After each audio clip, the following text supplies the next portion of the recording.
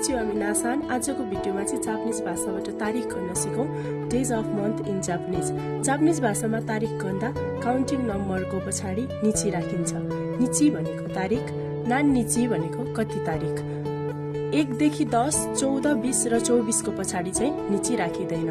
चुइताची 1 तारिख, फुचुका 2 तारिख, मिक्का 3 तारिख, योक्का 4 तारिख, इचुका 5 तारिख, मुइका 6 तारिख, नानोका 7 तारिख, योउका 8 तारिख, कोकोनोका 9 तारिख, तोका 10 तारिख, जिउ इची निची 11 तारिख, जिउ नि निची 12 तारिख, जिउ योक्का 14 तारिख, जिउ गो निची 15 तारिख, आछुका भनेको 20 तारिख, नि जिउ इची निची भनेको 21 तारिख, नि जिउ योक्का भनेको 24 तारिख, नि जिउ गो निची भनेको 25 तारिख, नि जिउ रोकु निची भनेको 26 तारिख, नि जिउ सिची निची 27 तारिख, नि जिउ हाची निची 28 तारिख, नि जिउ कु निची 29 तारिख, सान जिउ निची 30 तारिख।